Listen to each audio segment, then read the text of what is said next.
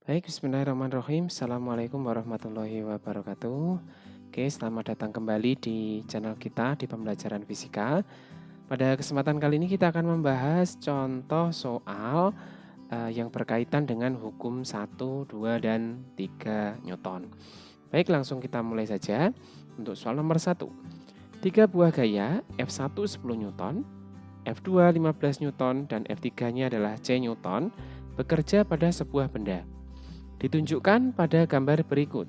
Jika benda tetap diam, berapakah nilai C? Baik, untuk soal nomor 1 ini berkaitan dengan konsep hukum 1 Newton ya, yaitu jika resultan gaya yang bekerja pada benda itu sama dengan 0 atau tidak ada gaya luar yang mempengaruhi benda itu, kalau kita tuliskan secara matematis, maka sigma F sama dengan 0. Maka ada dua kemungkinan.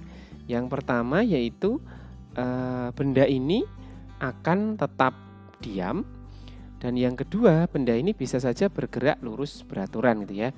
Atau dengan kata lain seperti ini, jika sigma F sama dengan 0, maka percepatannya sama dengan 0. Nah, percepatan sama dengan 0 ini memiliki maksud bendanya bisa saja tetap diam atau bendanya bergerak lurus beraturan. Nah, di sini bendanya tetap diam. Berarti resultan gaya yang bekerja pada benda ini sama dengan 0. Nah, maka kalau kita tuliskan jadi seperti ini. Sigma F-nya sama dengan 0. Kita lihat gambar ini. Pada gambar ini terdapat 3 buah gaya. F1 dan F2-nya arahnya ke kanan. Kita asumsikan tandanya positif ya.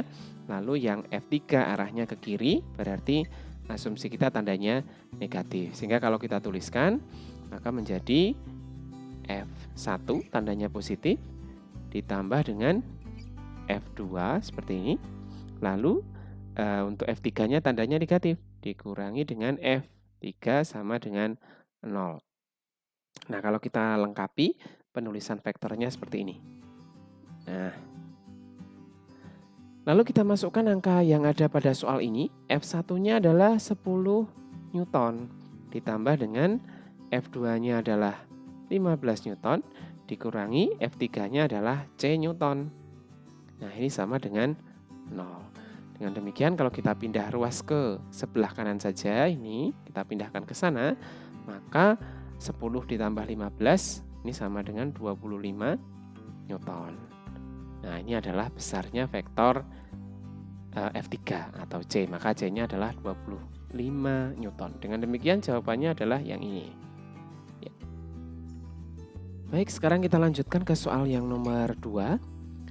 Jika gaya total yang bekerja pada benda yang diam pada bidang datar tanpa gesekan tidak sama dengan 0 atau konstan gitu ya, benda akan titik-titik. Yang pertama tetap diam, yang kedua selalu mengalami percepatan konstan, lalu kadang-kadang mengalami percepatan, kemudian selalu bergerak dengan kecepatan konstan, dan terakhir selalu bergerak dengan kecepatan berubah. Oke, di sini ada kata kuncinya yaitu gaya totalnya tidak sama dengan 0. Kalau kita tuliskan di sini, maka sigma F-nya ini tidak sama dengan 0. Maka di sini tidak berlaku hukum 1 Newton.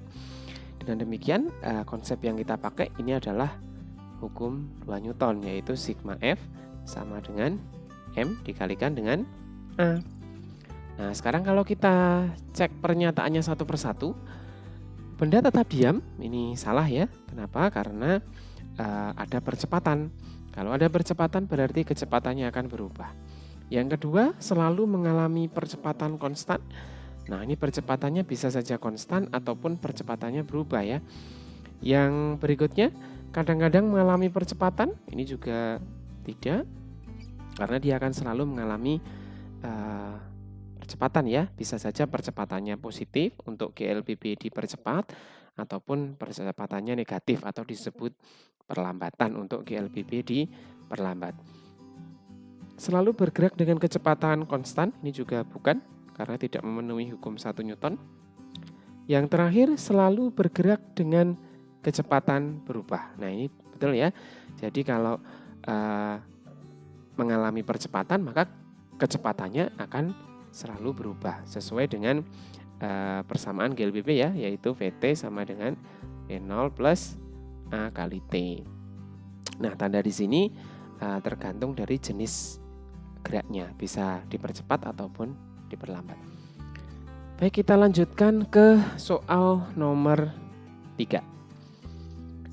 Gaya aksi dan reaksi menurut hukum ketiga Newton tentang gerak adalah titik-titik. Nah, kita ingat kembali hukum 3 Newton. Hukum 3 Newton. Ada beberapa persyaratan yang harus dipenuhi. Yang pertama, bunyinya dulu ya sebelumnya, yaitu jika benda 1 memberikan gaya pada benda 2, maka sebaliknya benda 2 ini akan memberikan gaya pada benda 1 yang besarnya sama dan arahnya berlawanan. Nah, dari situ tadi pernyataannya kita bisa garis bawahi beberapa kata kunci. Yang pertama di sini pada hukum 3 Newton itu gaya ini bekerja pada 2 benda. Bekerja pada 2 benda. Lalu yang kedua, tadi besar gayanya ini adalah sama. Besar gaya pada 2 benda ini sama. Lalu yang ketiga, ya, ini arahnya selalu berlawanan ya. Arah selalu berlawanan. Ini adalah persyaratan yang harus dipenuhi sesuai dengan hukum ketiga Newton. Kita lihat pada pernyataan yang pertama. Bekerja pada benda yang sama, ini tidak memenuhi. Kemudian semua jawaban salah kita simpan dulu. Bekerja pada benda yang berbeda. Bekerja pada benda yang berbeda. Yang keempat, besarnya sama. Arah gaya aksinya tidak sama. Nah, ini harus hati-hati. Arah tidak sama ini belum tentu berlawanan ya. Nah, misalkan 2 buah gaya, satu gaya ini arahnya ke utara, yang satu arahnya ke barat, maka arahnya tidak sama, tetapi dia tidak berlawanan. Jadi pernyataan ini juga tidak memenuhi. Karena hukum ketiga Newton tadi arah gayanya harus selalu berlawanan. Besar dan lintasan aksi tidak sama. Nah, ini juga masih berkaitan dengan arah ya. Ini tidak memenuhi pernyataan yang ini. Nah, ini berarti bekerja pada benda yang berbeda. Jadi kalau benda 1 memberi gaya pada benda 2 gitu ya, maka benda 2 itu akan memberikan gaya pada benda 1, besarnya sama, arahnya berlawanan. Maka pernyataan yang paling mendekati adalah pernyataan yang ini. Baik, sekarang kita lanjutkan ke soal nomor 4. Suatu gaya bekerja pada benda yang bermassa 5 kg dan mengalami percepatan 2 meter per sekon kuadrat. Gaya yang sama akan menyebabkan benda yang bermassa 20 kg mengalami percepatan titik-titik.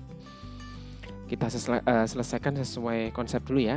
Jadi diketahui di sini gaya F, sebut saja gayanya ini F, ini bekerja pada benda yang massanya 5 kg.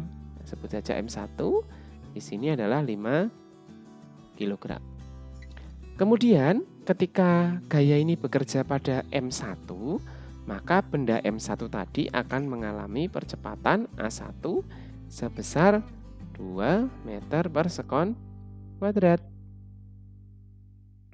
Nah, gaya yang sama ini akan diterapkan pada benda M2 yang bermassa 20 kg. Kita tuliskan saja di bagian bawah sini. M2-nya adalah 20 kg. Nah, berapakah percepatannya yang dialami oleh benda 2 ini? Jika diberi gaya yang sama, yaitu sebesar F. Nah, kalau kita ingin langsung mengerjakan dengan lebih cepat, kita langsung bisa gabungkan saja dua kondisi ini ya. Karena besar gayanya adalah sama-sama F, maka berarti F yang di sini F akan sama dengan F yang di sini. Nah, kalau kita tuliskan maka di sini menjadi M1 kali A1. Nah, ini sama dengan M2 dikalikan dengan A2. Nah, maka M1-nya kita masukkan di sini 5 kg. Ia akan menghasilkan percepatan 2 meter per sekon kuadrat. Seperti ini.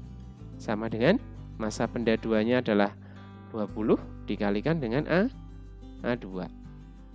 A2-nya kita cari atau kita hitung ya. Nah, sekarang kita sederhanakan dulu biar lebih mudah ya.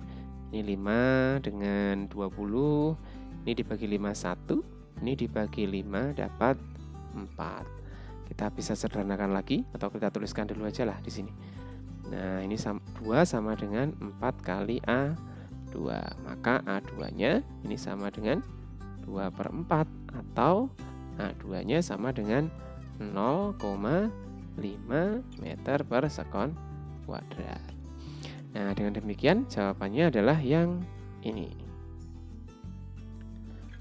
Kita lanjutkan ke soal nomor 5. Sebuah gaya sebesar 40 Newton memperlambat gerobak dari 6 meter per sekon menjadi 2 meter per sekon dalam waktu 10 sekon.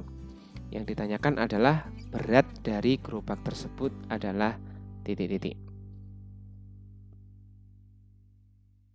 Kita misalkan aja kita gambarkan ini gerobak ya. Nah, seperti ini. Gaya yang digunakan untuk menarik gerobak di sini F-nya ini ke kanan ya. F-nya sebesar 40 Newton.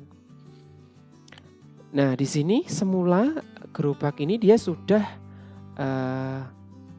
bergerak dengan kecepatan 6 meter per sekon. Jadi di sini adalah kecepatan mula-mula ya.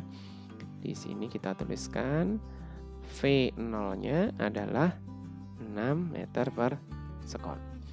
Nah, kemudian gerobak ini kecepatannya ini menjadi 20. Kecepatan akhirnya ini menjadi 2, sebelumnya menjadi 2 meter per sekon.